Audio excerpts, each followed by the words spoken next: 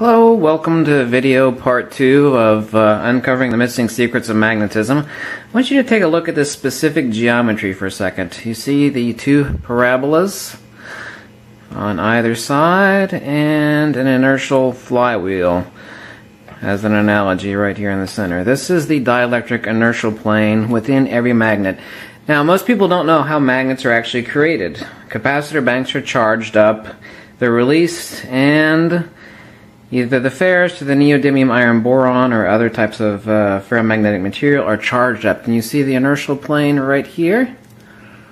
It's right. Now the quote-unquote poles are on either side here. It wants to move because there's actually a steel object underneath there. Either pole of the magnet is here and here. These are the centrifugal at the edge of every magnet and the returning centripetal.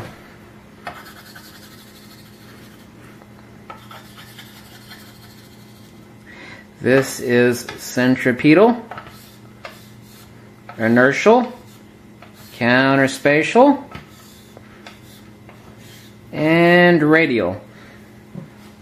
In electrical engineering, you're actually taught that dielectricity is electrical inertia, just like the flywheel of a gyroscope.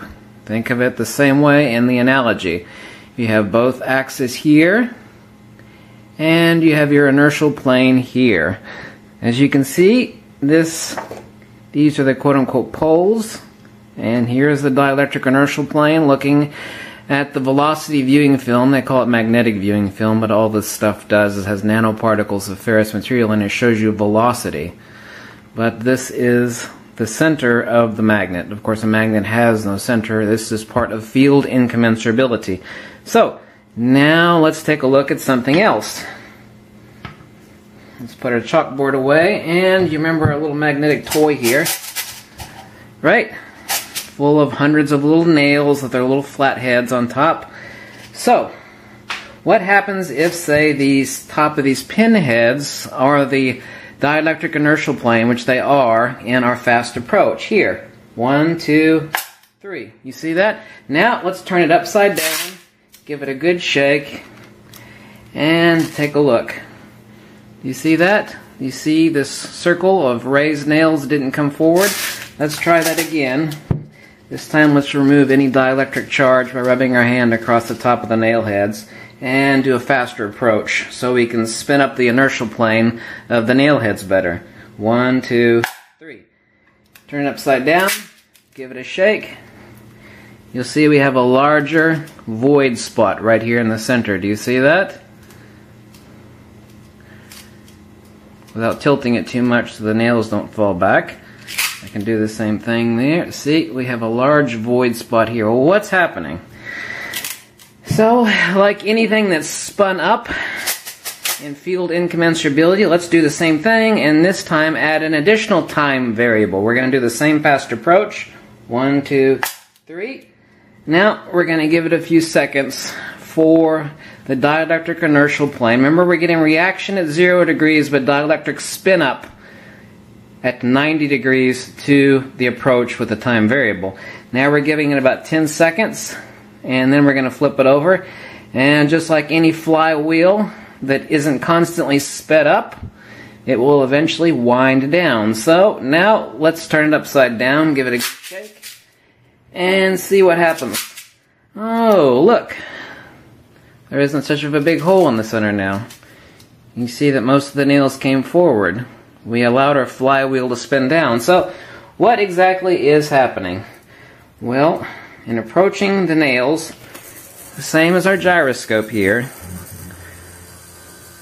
the dielectric inertial plane, like the gyroscopic flywheel, is spun up on the fast approach. That's why when we immediately turned our analog upside down,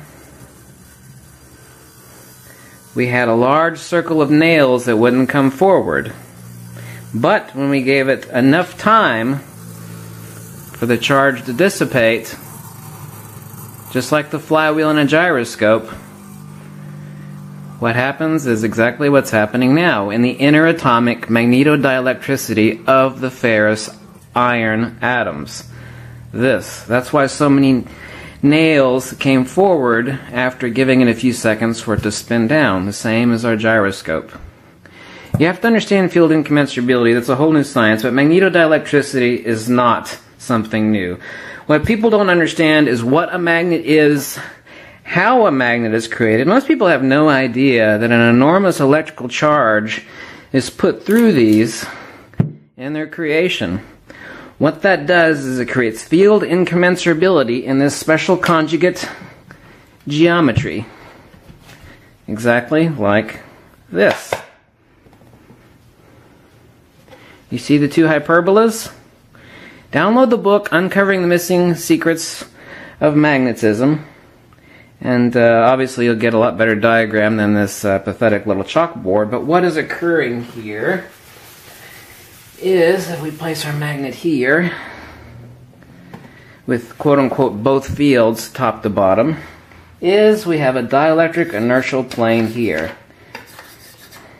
Now, in our gyroscopic analogy, before a magnet is actually created, imagine trillions and trillions of little gyroscopes with their flywheels like this. This will be the axis here. Okay, then we have another axis here and a flywheel like that. Okay, we have another axis here with a flywheel like that. Okay, the notion of domains as explanation is incorrect. It's a rough, crude analogy, but this doesn't tell you what's happening physically when a magnet is created. They're all going in opposite directions. Same thing as taking 5 gyroscopes independently and spinning them all up. Even though they're not connected, they will create field incommensurability.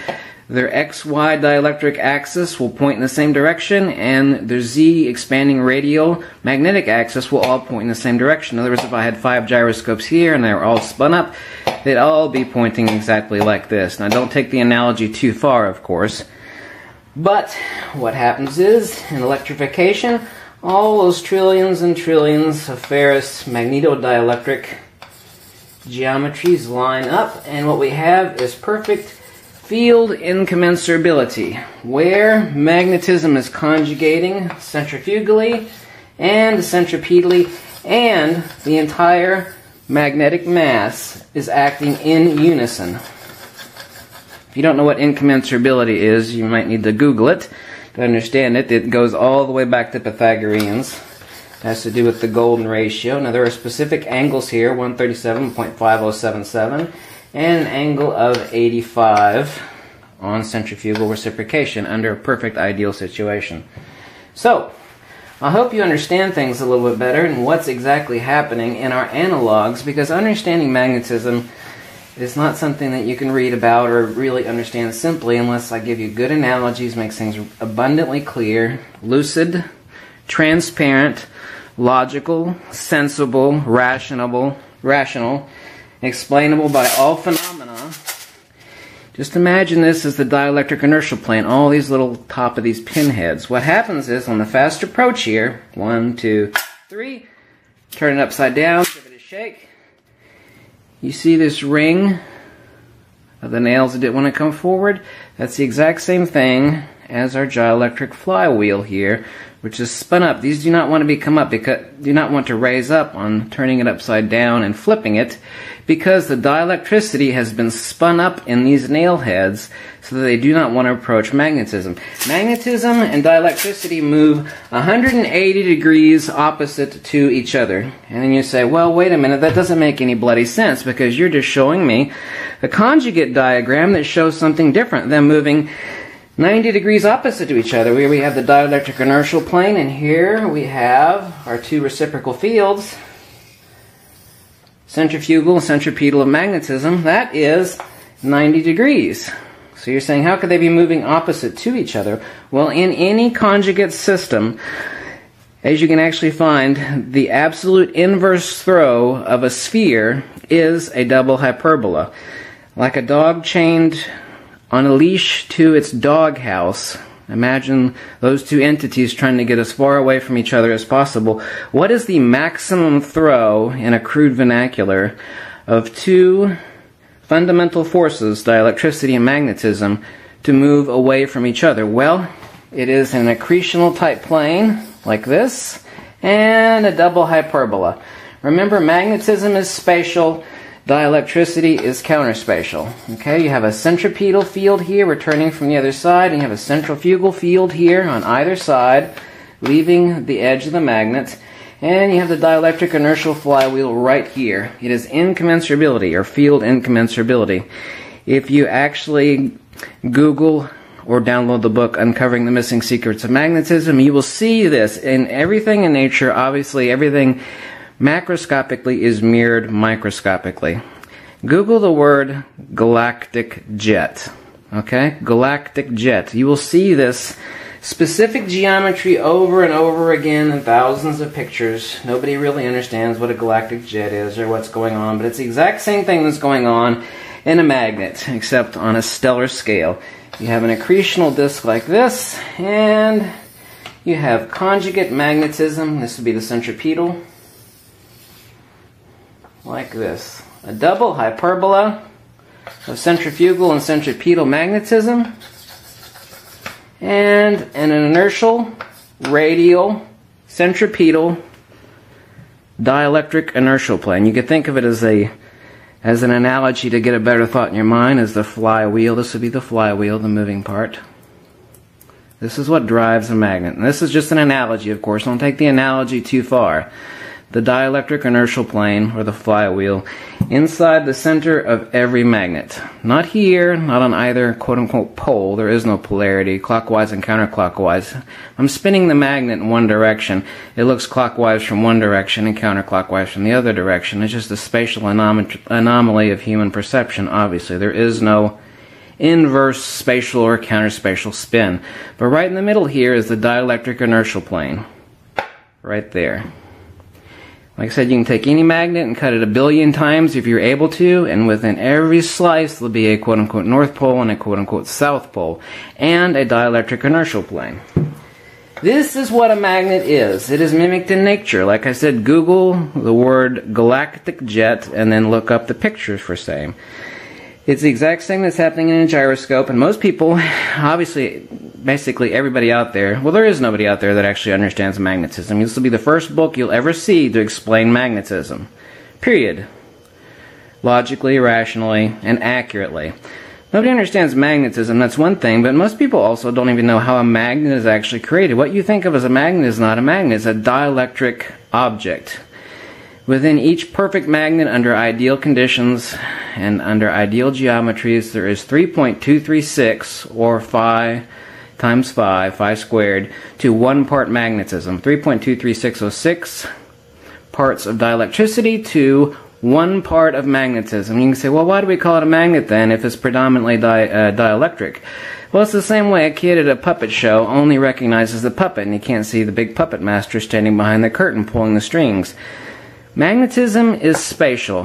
That is why humans see a magnet, i.e. an electrified dielectric object, as a magnet and not as a dielectric object, because that which is seen by human in our obvious pathetic little senses is the spatial magnetic field, even though it is only 1 part out of a total of phi cubed of a total of portion of dielectricity of 3.23606. So, that ends video number 2. Remember to download the free book, Uncovering the Missing Secrets of Magnetism. Edition number 3 will be out within the next month. And remember to ask me any questions you have about magnetism. Our next little video is going to be talking about field demonstration tools, all the various types, why they work, why they don't work, and I won't be talking about the one that I just invented.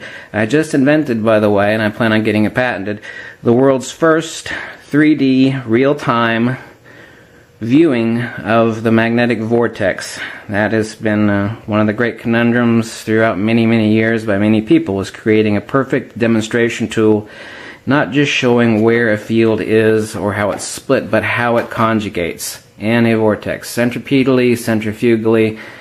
I have created the world's first, and I've shown this to people and I've knocked their socks off. I've created the world's first 3D viewer of the vortex conjugation of a magnet. It's fantastic. I've been so happy. I've actually been celebrating for the past week. So, thanks. Remember to download the book, Uncovering the Missing Secrets of Magnetism. Send me email or questions that you have. I'd be willing to answer any of them, and I guarantee you that, most importantly, it will be rational, logical, sensible, and explain all observed phenomena. Thanks for watching.